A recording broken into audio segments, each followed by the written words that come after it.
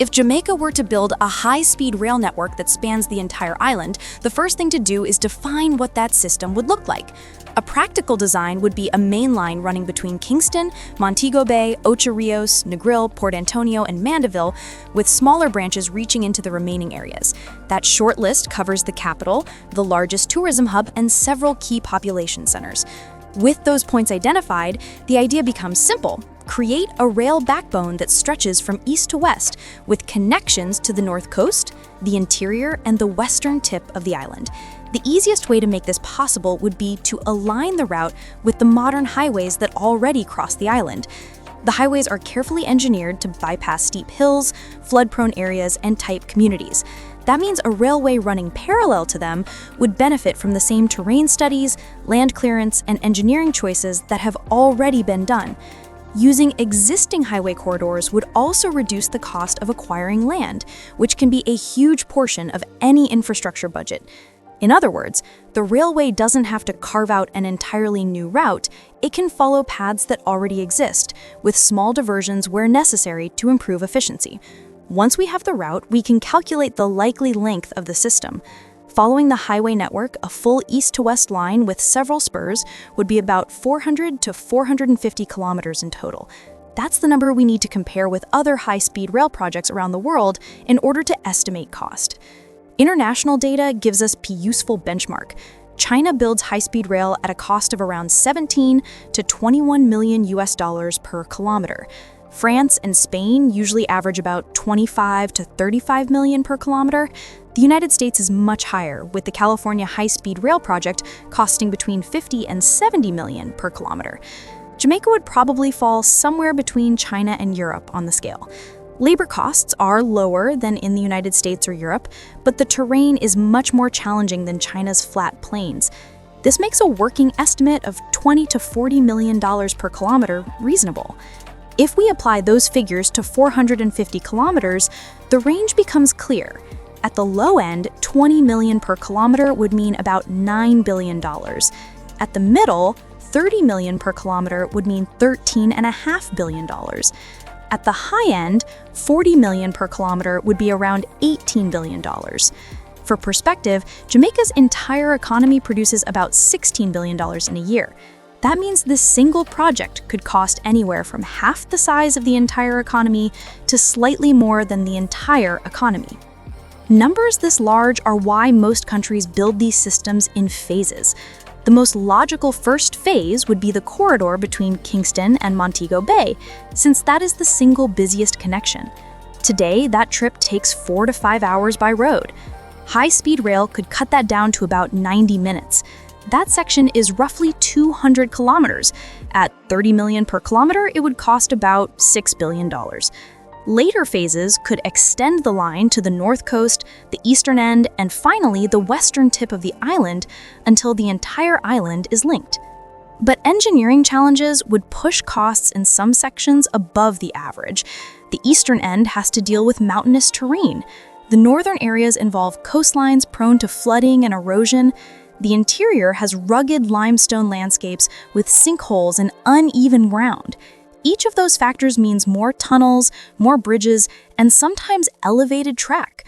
While some sections could be relatively straightforward, other sections could push costs well above the 30 million average.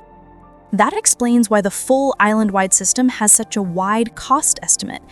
Beyond construction, financing is the next big question. Jamaica could theoretically issue bonds, but given its history with debt, that would be risky. Another option is a public-private partnership, where investors build and operate the line in exchange for long-term revenue rights. This model has been used in places like the United Kingdom and India. International loans are another possibility. China, for example, has financed several railway projects across Africa and Latin America. Organizations like the Inter-American Development Bank and the World Bank also fund large infrastructure projects. Each option has trade-offs. Private investment demands returns, meaning ticket prices may be higher. Loans from abroad create repayment obligations that stretch decades. The question then becomes whether the railway would generate enough revenue to cover its costs. Ticket sales are the most obvious income stream. If the journey from Kingston to Montego Bay takes only 90 minutes, many people would choose that option over driving. Tourists would use it as well, especially those landing in Kingston who want to get to the resort areas quickly. Commuters between large towns could also make use of it daily. Another revenue stream could come from freight. Using the same tracks for cargo trains would allow agricultural produce, manufactured goods, and port shipments to move across the island faster and cheaper than by truck. This would save wear on highways while providing steady income for the rail operator. Even with those revenue streams, however, high-speed rail rarely pays for itself directly.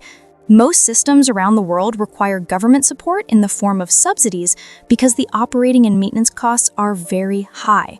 Tracks need regular inspection and repair, signaling systems must be updated frequently, trains themselves are expensive to purchase and maintain.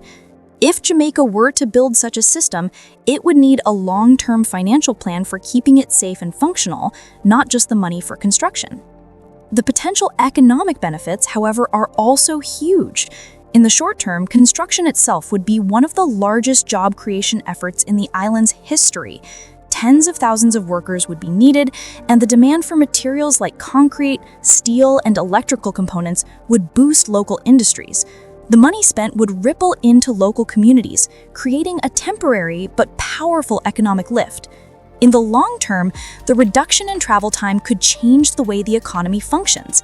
Businesses would find it easier to operate across regions. Tourism could expand because visitors could move between the capital and resort towns much faster. People living outside the main cities could access jobs and universities more easily, spreading opportunity more evenly. Right now, economic activity is highly concentrated in just a few areas. A rail system could balance that by making the rest of the island more accessible.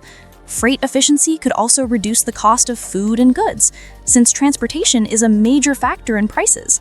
The overall effect could be stronger national productivity and even higher GDP growth. Of course, there are risks. The first is debt. Borrowing billions would weigh heavily on the economy. The second is whether enough people would actually use the system. The entire population of Jamaica is under 3 million. Even with affordable tickets, it is uncertain whether ridership levels would be high enough to justify the cost. Third, maintenance costs could quickly become overwhelming if not carefully planned for. Many rail systems in developing countries fall into disrepair because governments struggle to keep up with the expense. The final risk is opportunity cost. For the same amount of money, Jamaica could invest in energy independence, port expansion, healthcare, or education. Each of those alternatives could deliver strong returns without the same financial strain.